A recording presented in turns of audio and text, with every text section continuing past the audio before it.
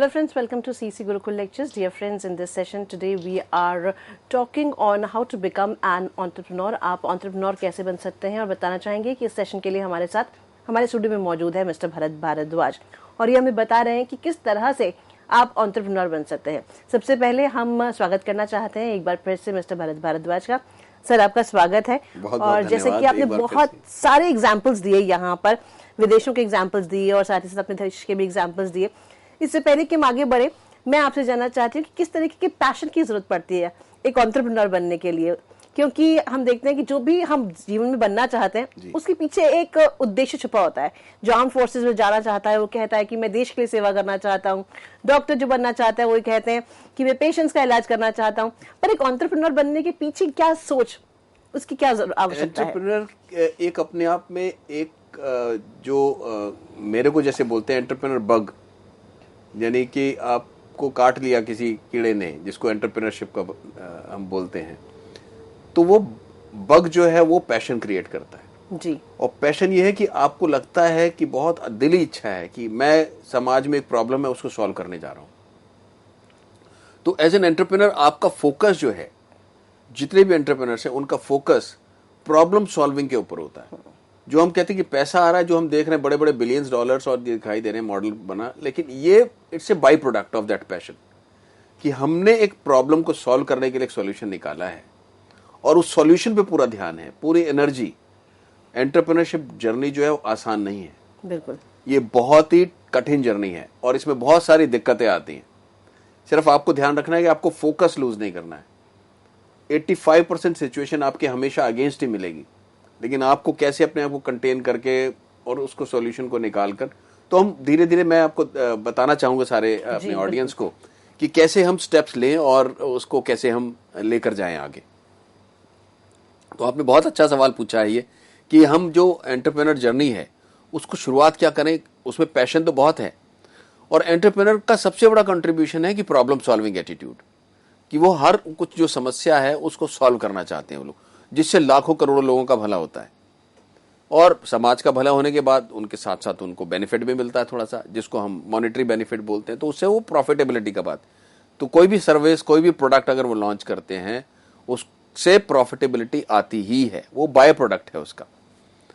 तो पहला अब देखते हैं हम, जैसे मेक समथिंग पीपल वांट। आप ऐसी चीज बनाइए। पॉल ग्राहम है फाउंडर ऑफ वाई कॉम्बिनेटर, जो कि बहुत बड़ी इंक्यूबेशन कंपनी है इंडिया वर्ल्ड की, जो इसने काफी चीजों काफी स्टार्टअप्स को सपोर्ट किया है। तो वो कहते हैं कि कुछ ऐसा बनाइए जो लोग चाहते हैं और उसकी लोग उसको यूज कर पाए। तो आप आइडेंटिफाई करिए कोई प्रॉब्लम एरिया या पेन एरिया जहां पर लोगों को तकलीफ है और उसका सॉल्यूशन ढूंढे और उसको बिजनेस प्लान में कन्वर्ट कर दें। ये एक 3 स्टेप की जर्नी है, लेकिन इसको हम और अगर आगे देखेंगे कि startup is the first stage of a big business. कोई भी बिजनेस की शुरुआत, बड़े बिजनेस की शुरुआत हमेशा छोटे स्टार्टअप से होती है। Startup is not about having an idea. ये 3 चीजों में बोलूंगा मैं कि startup is about having an idea, building a team and demonstrating technical viability, कि वो जो आप प्रोडक्ट बना रहे हैं या सर्विस बना रहे हैं वो डिलीवरी करके आपकी वायबल हो सकती है और वो प्रोडक्ट आप संभाल सकते हैं।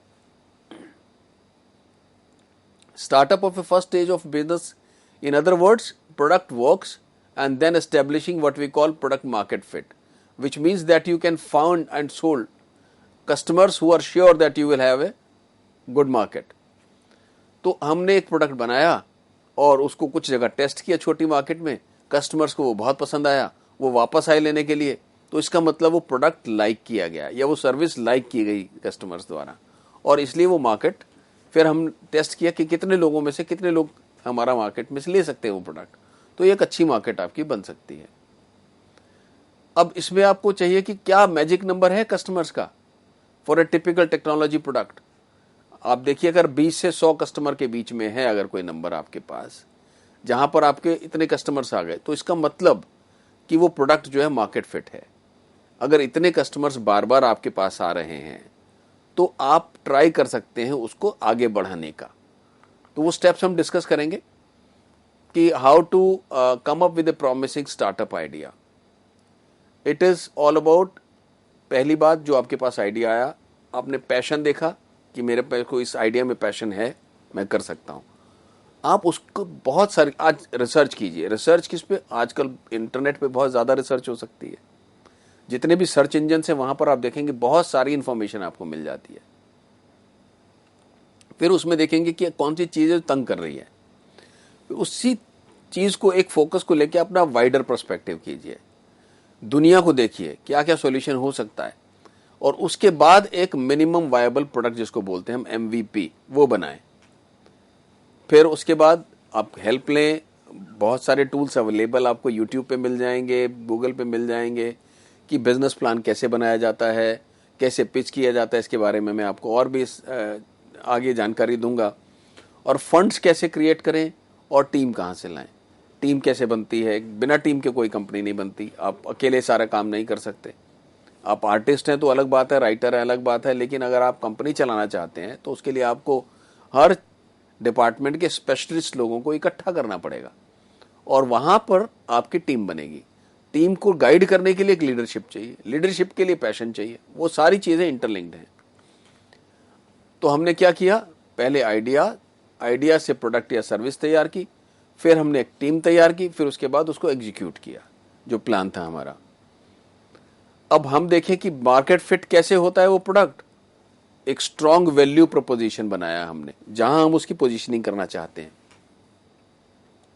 उसमें लो कॉस्ट और लेजर फोकस, बिल्कुल आइडिया को एकदम फोकस करके कम से कम कॉस्ट में वो प्रोडक्ट या सर्विस कैसे डिलीवर की जा सकती है, उसके ऊपर हम फिर एक्सपेरिमेंट करते चले गए। कई एक्सपेरिमेंट किए ताकि और कॉस्ट कम हो जाए, प्रोडक्ट अच्छा हो जाए, सर्विस अच्छी हो जाए। तो एक स्टैंडर्ड लेवल पे जब आपको लगता है ऑप्टिमम लेवल आ गया है कि बहुत अच्छी सर्विस हो गई है, प्रोडक्ट बहुत अच्छा हो गया है और उसका प्राइस ही आ रहा है, तो हमने प्राइसिंग कर दिया। उसका प्राइस करके फिर मार्केट में टेस्ट किया उसको। 10, 20, 30, 40, 100 अगर ये कस्टमर्स हमारे बन गए तो हमें लगा कि ये आइडिया तो वायबल है। अब हम इसको लेके जाते हैं फिर फंडिंग के लिए। तो इसमें मार्केट फिट के लिए हम क्या और चीज देखेंगे कि हम देखेंगे कौन से लोग बार बार आ रहे हैं, which are the stickiest customers we are coming, और वो कस्टमर सेगमेंटेशन बन जाएगा हमारा। वहां से पता चलेगा हमारे कस्टमर का प्रोफाइल ये है, ऐसे लोगों को इस ज्योग्राफी में ये हमारा प्रोडक्ट या सर्विस पसंद आ रहा है। तो कस्टमर सेगमेंटेशन, इन कस्टमर्स के लिए मेरे को अपनी सर्विस या प्रोडक्ट बनाना है।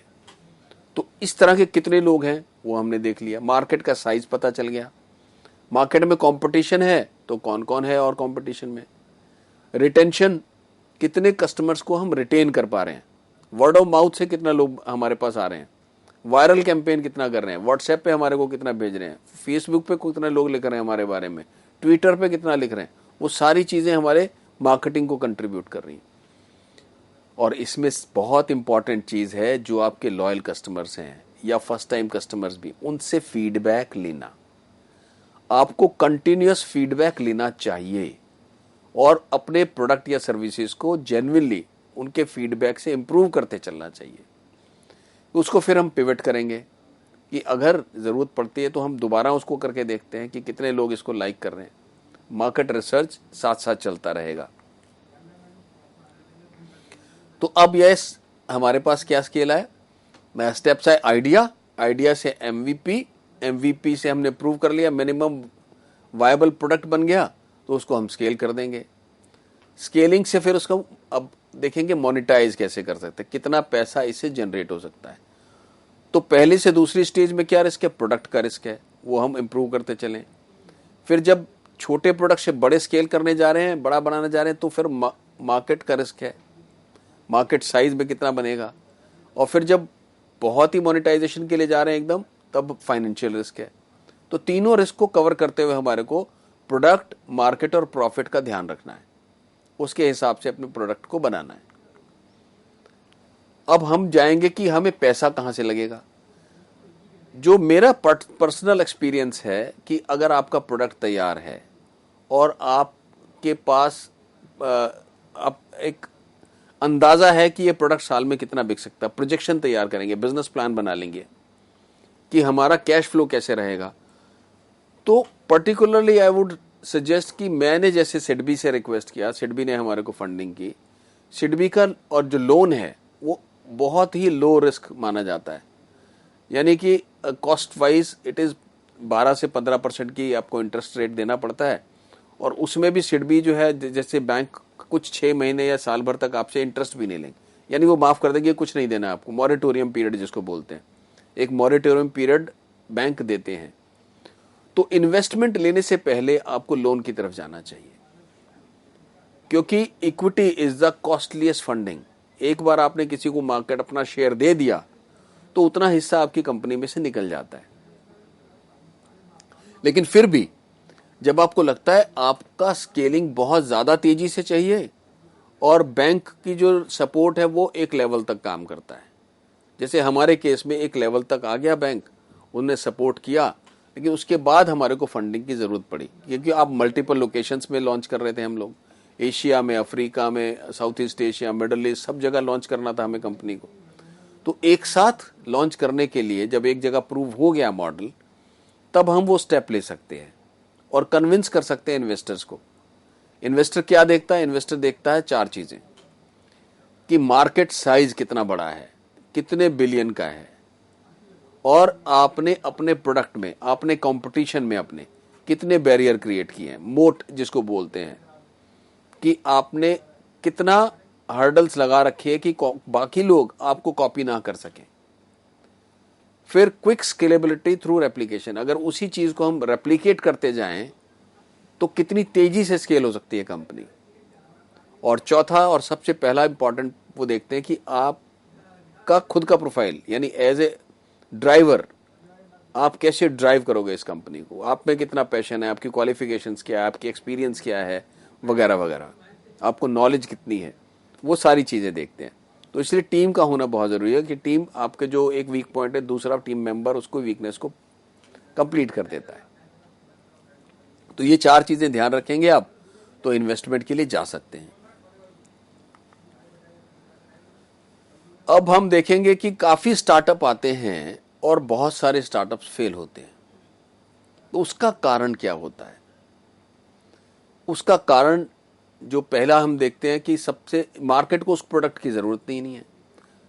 इनवर्ड लुकिंग, यानी जो एंटरप्रेन्योर है उसमें पैशन तो बहुत ज्यादा है, लेकिन वो सिर्फ अपनी बातों को ध्यान दे रहा है। मार्केट रिसर्च उसने ठीक से किया नहीं, कि प्रोडक्ट तो बहुत अच्छा बनाया, लेकिन क्या उसकी जरूरत भी है?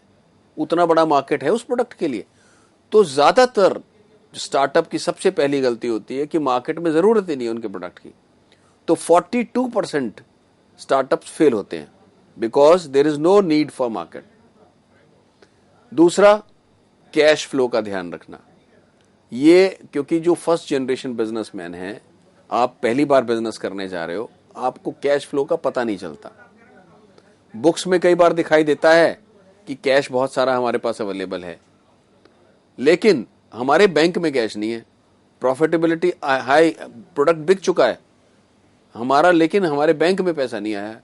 तो वो चीजें बहुत ध्यान से, कैश फ्लो इंपॉर्टेंट है। और 29% स्टार्टअप फेल होते हैं because they run out of cash. उनका कैश खत्म हो जाता है। प्रोडक्ट बहुत अच्छा है, मार्केट अच्छा है, लेकिन वो बिजनेस मॉडल ही नहीं चला पा रहे क्योंकि कैश खत्म हो गया और फंडिंग का इंतजाम नहीं हुआ, लोन का इंतजाम नहीं हुआ। इसलिए जब आप जो स्टार्टअप के ओनर्स हैं, जो एंटरप्रेन्योर्स हैं, उनका पहला फोकस प्रोडक्ट के साथ साथ फंडिंग पर भी होना चाहिए कि कहां से पैसा आएंगे, जो ग्रोथ करेगा बिजनेस मॉडल, उसका कैश फ्लो कैसे मैनेज होगा। कई बार आपको रिश्तेदारों से उधार लेना पड़ता है, घर में ही फ्रेंड से, फैमिली से, उनसे फंडिंग लेनी पड़ जाती है, कई बार इमरजेंसी आ जाती है। तो वो चीजें पहले से प्लान हो तो इमरजेंसी नहीं आएगी और आपका बिजनेस स्मूथली चलेगा। तीसरा जो रीजन है कि टीम ठीक नहीं थी। 23% स्टार्टअप फेल होते हैं because they didn't have the right team. तो राइट टीम मेंबर्स को चुनना बहुत जरूरी है। उसके लिए एग्रीमेंट, जो शेयर होल्डर एग्रीमेंट होता है, वो बहुत अच्छा होना चाहिए। आप एसओपीज कैसे दे रहे हो, अच्छे टैलेंट को रिटेन कैसे कर रहे हो, वो सब चीजें। चौथा रीजन है कि आपने कुछ ऐसी यूनिक चीजें नहीं बनाई और आपको कॉम्पिटिटर ने, किसी जिसके पास पैसे ज्यादा थे, उसने आपको कॉपी कर लिया और वो आपसे आगे निकल गया। It means you gets out competed. तो 19% स्टार्टअप के पास ये रिस्क रहता है कि वो they can get out competed with the other competition in the market. Because उन्होंने ठीक से अपने को मोट क्रिएट नहीं किया, अपना बैरियर्स नहीं लगाया कंपटीशन के लिए। पांचवा रीजन है प्राइसिंग और कॉस्ट इश्यूज, कि प्राइसिंग ठीक नहीं रखी, कभी कम रख दी तो प्रॉफिटेबिलिटी नहीं आई, प्राइस ज़्यादा रख दिया तो कस्टमर्स ने लूज कर दिया आपने। तो प्राइसिंग, ऑप्टिमम प्राइसिंग का रिसर्च होना बहुत ज़रूरी है, और अपनी कॉस्ट को कैसे मेंटेन करेंगे। तो 17% स्टार्टअप फेल होते हैं because there pricing and cost issues are not up to the mark. और इतने ही % लोग अगर बिजनेस मॉडल ठीक से नहीं बनाया उन्होंने, तो या तो उनका बिजनेस मॉडल बहुत पुअर होता है या ठीक से बना नहीं पाते, तो उस वजह से भी स्टार्टअप फेल हो जाते हैं। यहां भी आप एक्सपर्टीज लीजिए, नॉलेज अवेलेबल है, बहुत सारी नॉलेज आपको अवेलेबल मिल जाएगी। आजकल यूट्यूब पर भरा हुआ है, फ्री का ज्ञान है, आप सही ज्ञान लीजिए, सही जगह ठीक पहुंचिए। और कुछ आप मेंटर भी ले सकते हैं, मेंटर्स भी बहुत सारे अवेलेबल मिल जाएंगे आपको। उसके बाद एक रीजन आता है पुअर मार्केटिंग, आपने ठीक से मार्केट नहीं किया, आप अपने ऑडियंस तक पहुंचे नहीं। आप प्रोडक्ट बहुत अच्छा बनाया, प्राइसिंग भी बहुत अच्छी थी, टीम भी बहुत अच्छी थी, लेकिन आप पहुंच ही नहीं पाए अपने कस्टमर तक। उनका आपको कस्टमर के, आपके बारे में कस्टमर को पता ही नहीं है, तो फिर 14% लोग वहां फेल हो जाते हैं। तो इसलिए ये जो 6-7 रीजन्स हैं ये बहुत इंपॉर्टेंट हैं कि आप इन चीज़ों का ध्यान रखें जब आप स्टार्टअप में शुरू करने वाले हैं। और do not be afraid of failures, use it as a learning lesson and continue towards your own mission. तो हम ये देखते हैं कि हमारा मिशन, मेरे को जावेद अख्तर जी का वो शेर याद आता है, जिंदगी है तो ख्वाब है, ख्वाब है तो रास्ते, मंजिलें हैं, मंजिलें हैं तो रास्ते हैं, रास्ते हैं तो हौसला है, रास्ते हैं तो मुश्किलें हैं, और फाइटर हमेशा जीतता है। तो आपको जीतना है, आपको दिक्कतों से, फेलियर से डरना नहीं है। आप ये मानकर चलें कि दिक्कतें तो लाइफ का हिस्सा है, और इस तरह बिजनेस में भी आएंगी। तो अगर आप डर गए, तो गब्बर का डायलॉग, जो डर गया वो मर गया, तो आपका बिजनेस खत्म। तो इसलिए आपको जो भी अगर गलतियां होती हैं उससे लेसन सीखना है और आगे बढ़ना है। तो एंटरप्रेन्योरशिप के लिए पैशन बहुत ज़रूरी है, आइडियाज़ बहुत ज़रूरी है, आइडियाज़ की टेस्टिंग बहुत ज़रूरी है, उसको MVP में कन्वर्ट करना ज़रूरी है, स्केलिंग ज़रूरी है, स्केलिंग में सक्सेस मिलेगी आपको, कैसे फंडिंग लेनी है, वो बहुत सारी चीज़ें हम देख सकते हैं। अब आप ये देखिए कि आप प्रैक्टिकल वर्ड पर कैसे जाएंगे। रिसर्च आइडिया की कीजिए, बहुत ज़्यादा पढ़ाई कीजिए, उसके बारे में डीप डाइव कीजिए, रिव्यू कीजिए। इंटरनेशनल एक्सपोजर, बाकी इंटरनेशनल मार्केट में क्या हो रहा है वहां जाकर देखिए। आप खुद स्टार्टअप शुरू करने से पहले किसी स्टार्टअप को एज ए इंटर्न ज्वाइन कीजिए, किसी के साथ काम कीजिए, फिर देखिए क्या दिक्कत आती है। प्रैक्टिकल लेसन सीखने को मिलेगा आपको वहां पर। समर प्रोग्राम्स कीजिए, बहुत सारे स्टार्टअप्स, बहुत सारी इनकी प्रोग्राम्स होते हैं, स्टार्टअप्स के भी होते हैं, इंक्यूबेटर्स के भी होते हैं। कहीं कहीं जगह आपको वॉलंटियरिंग कर दीजिए, अगर आपको इंटर्नशिप नहीं मिल रही तो आप खुद, मैं वॉलंटियर करने आ रहा हूँ बिना सैलरी के, बिना पैसे लिए आप वॉलंटियरिंग सीखने को मिलेगा। और इसके अलावा लर्निंग, ऑनलाइन लर्निंग बहुत ज़्यादा है आज। तो ये इम्पॉर्टेंट है कि आप प्रैक्टिकल वर्ल्ड का एक्सपोजर लें और उसके बाद कोई कदम उठाएं। कुछ किताबें हैं जो मैं रिकमेंड करता हूं कि अगर आप वाकई में ही इस तरफ जाना चाह रहे हैं तो ये 4 किताबें आपके स्क्रीन के सामने हैं। देखिए, tools of titans, 4 hours work week, 4 घंटे काम करके आप कैसे निकालें, ऑब्स्टिकल इज द वे, और एक जो स्टार्टअप से रिलेटेड और किताब है 0 to 1। बहुत ही अच्छी किताबें हैं ये, मज़ा आएगा पढ़ के, आपको सीखने को बहुत मिलेगा। इनको ज़रूर भी, आप एंटरप्रेन्योर बनना चाहते हैं तो ये ज़रूर पढ़िए 4 किताबें। अब अमेरिका में शुरू हुआ था शो शार्क टैंक, कुछ शोज और वीडियोस आपको देखने चाहिए। वाई कॉम्बिनेटर का यूट्यूब चैनल है, उसमें कैसे बिजनेस आइडियाज़ को टेस्ट किया जाता है, कैसे पिच किया जाता है, वो देखना बहुत ज़रूरी है। शार्क टैंक के बहुत सारे जितने भी शोज हैं, आप पॉसिबल है आपके लिए, इंडियन, अमेरिकन, सब देखिए, आपको पता चल जाएगा कि दुनिया कहाँ जा रही है और क्या क्या आइडियाज़ लेकर आ रहे हैं और कैसे आप फंडिंग ले सकते हैं। तो वो आइडियाज़ के साथ साथ प्रॉब्लम्स भी आपको मिलेंगी, आपको लगेगा कि इसको भी, उन्होंने जो आइडिया दिया उसको भी कैसे इम्प्रूव किया जा सकता है। तो वहां पर आपको ये चीजें सीखने को मिलेंगी। इसके अलावा आपके कोई क्वेश्चंस हैं तो आप हमारे से पूछते रहें। ये शो पर हम आपका स्वागत करते हैं। बिल्कुल, बहुत सारे क्वेश्चंस हमारे पास भी हैं सर। जैसा कि आपने कहा कि बहुत सारे हमें सबसे पहले ये आइडेंटिफाई करना जरूरी है कि किस बात की जरूरत है, हमें लोगों को किस बात की जरूरत है। बहुत बार देखा जाता है कि कभी कभी व्यक्ति स्वयं से ये महसूस करने लगता है कि उसके जीवन में इस चीज का अभाव है। अगर ऐसा होता तो शायद वो कहीं और होता। तो क्या वो एक अच्छा एंटरप्रेन्योर बन सकता है? क्या वो आगे एंटरप्रेन्योरशिप के लिए आगे जा सकता है? जी देखिए, अभी एक हमारे पास बच्ची आई थी जिसने एक छोटा सा इन्वेंशन किया। यानी वो चीज उसने देखा कि जब 5 लोग एक बंद गाड़ी में ट्रेवल कर रहे होते हैं तो सब लोग सांस ले रहे हैं और गाड़ी में बाहर से फ्रेश एयर नहीं आ रही है, तो ऑक्सीजन का लेवल गिर जाता है और कार्बन डाइऑक्साइड का बढ़ जाता है। तो उसने एक ऐसा सेंसर बना दिया कि जैसे ही फ्रेश एयर की कमी हो जाएगी और ऑक्सीजन का लेवल ऑप्टिमम जो चाहिए उससे नीचे जाएगा तो कार के दरवाजे अपने आप खुल जाएंगे। तो बहुत छोटी सी चीज है और सेंसर से सेंसर पहले भी अवेलेबल थे, लेकिन उसने इसको आइडेंटिफाई किया, उस बच्ची ने इस प्रॉब्लम को, और उस प्रॉब्लम से उसने ये प्रोडक्ट बना दिया और इसके बेसिस पे उसको बहुत अच्छी यूनिवर्सिटी में एडमिशन मिल गया। Very good. स्कूल के बच्चे ने किया और उसको स्टैनफोर्ड ने उठा लिया। Identifying the problem, what is going around you, उसको आइडेंटिफाई करना। कहते हैं कि आपने अपनी आंखें, अपना मस्तिष्क खुला रखा हुआ है कि आपके आसपास की दुनिया किस तरह की है, क्या उसमें सुविधाएं और किन चीजों की कमी है। अगर इसको हम जान पर रख लेंगे तो शायद एक नया रास्ता हमारे लिए बनेगा। बिल्कुल। अब दिल्ली में जैसे पॉल्यूशन है, क्या हम कुछ कर सकते हैं? कुछ नई चीज बना सकते हैं। अभी बहुत सारे प्रोडक्ट्स बन रहे हैं। एयर प्योरीफायर आ गया कुछ सालों में, हमने देखा। मास्क लोग लगाने लग गए। पहले ना N95 मास्क नहीं होता था 4-5 साल पहले। और उससे रिलेटेड भी क्या और कुछ किया जा सकता है? बहुत सारे अपॉर्चुनिटीज अवेलेबल हैं। प्रॉब्लम आपको हर जगह मिलेंगे और हमेशा कुछ ना कुछ आपको एक अपॉर्चुनिटी मिलेगी जिसको आप सॉल्व कर सकते हैं। बिल्कुल, इसे कहते हैं thinking the other way around. Yes sir, जैसे कि हम देखते हैं कि हमारे जितने भी काफी सारे लोग हैं जो रूरल एरियाज में रहते हैं और वो भी ये सोचते हैं कि चलिए अपने अपने शहर में रहकर, अपने गांव में रहकर स्वरोजगार हम इसको नया रास्ता दें, और ऐसे में वो एंटरप्रेन्योर बनते हैं, स्टार्टअप्स करते हैं। तो क्या अपने रिसोर्सेज का प्रॉपर यूटिलाइजेशन कर भी एक अच्छा एंटरप्रेन्योर बनाया जा सकता है? जी, बहुत। कहीं भी आप देखिए, स्टार्टअप के लिए कोई रिस्ट्रिक्शन नहीं है और जो हमारी सरकार ने किया है, एनकरेजमेंट दिया है, हमारी गवर्नमेंट कंटिन्यूअसली ये प्रयत्न कर रही है कि हम एंटरप्रेन्योरशिप के लिए, स्टार्टअप्स के लिए एनकरेज इसलिए किया जाए क्योंकि ये आगे चल के बड़ी कंपनियां बनती हैं और इससे रोजगार निकलता है।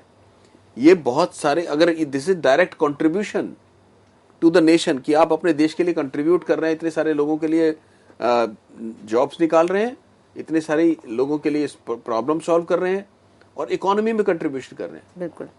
तो आप कहीं ना कहीं बहुत बड़ा एक प्रॉब्लम देश के लिए भी आप सहयोग कर रहे हैं। बिल्कुल। और जैसे कि आपने खुद कहा था लेक्चर के दौरान कि कंट्री का डेवलपमेंट जो है कहीं ना कहीं एंटरप्रेन्योर से जुड़ा हुआ है, because people are thinking the other way around and they are acting differently also in terms of becoming entrepreneur and giving back to the society. तो हम यही कहेंगे किसी देश का डेवलपमेंट वहां के लोगों पर बहुत ज्यादा निर्भर करता है। बिल्कुल, क्योंकि एज ए जहां आप एक जिस देश के नागरिक हैं वहां के बारे में आप नहीं सोचेंगे तो और कौन सोचेगा। तो हमारे जो यंग स्टूडेंट्स आज हमारे साथ जुड़े हुए हैं उनके लिए बहुत इंपॉर्टेंट है कि आप ही देश का भविष्य हैं। आप ही इकोनॉमिक्स, जो इकोनॉमिकल कंट्रोल है वो आप ही के हाथ में आगे रहेगा। आप ही देश चलाएंगे, कंट्रीब्यूट करेंगे, जॉब्स भी क्रिएट करेंगे। तो entrepreneurship is a good opportunity. आप आइडियाज लेके फेल होने से मत डरें, क्योंकि छोटे मोटे फेलियर तो लाइफ में लगे रहते हैं, लेकिन अगर आइडिया अच्छा है, दिक्कतें आएंगी, उसको ओवरकम करें और आगे बढ़ें। और जैसे कि आपने एक वो बिजनेस बग वाला जो एक टर्म कॉइन किया है, बहुत से लोग ऐसे देखे हैं हमने जो एक प्लान में, दूसरे प्लान में, तीसरे प्लान में फेल होने के बावजूद भी फिर स्टार्टअप्स में या बिजनेस इंडस्ट्री में, एंटरप्रेन्योरशिप में अपना सिक्का जमाए बैठे रहते हैं कि आज नहीं तो कल हमें जो सक्सेस है वो जरूर मिलेगी। बिल्कुल, और वो मिलती है। बिल्कुल, क्योंकि कहीं ना कहीं आप देखेंगे तो अगर निरंतर प्रयास करते रहें तो सफलता तो आपको मिलेगी। बिल्कुल। तो हम बहुत बहुत धन्यवाद देना चाहते हैं आपका, क्योंकि आज आपके जरिए हमें एंटरप्रेन्योरशिप पर ज्यादा से ज्यादा बात करने का मौका मिला, नए टर्म्स हमें जानने के लिए मौका मिला, और साथ ही साथ जो एग्जांपल्स आपने दिए वो इतने ज्यादा सार्थक थे कि मैं उम्मीद करती हूँ कहीं ना कहीं वो मोटिवेशन होंगे उन स्टूडेंट्स के लिए जिन्होंने इस वक्त हमें देखा होगा। So thank you so much for giving this insightful lecture. Thank you for And, inviting me again and sharing it is always good to share my knowledge with the students here. Thank you so much. Dear friends. Thank you so much for watching us. So you can watch this lecture on YouTube, as we are going to upload this lecture on YouTube. And yes, afterwards, you can give your feedback at ccgurukul.live@gmail.com. We would be meeting again soon. Till then, take care. Goodbye.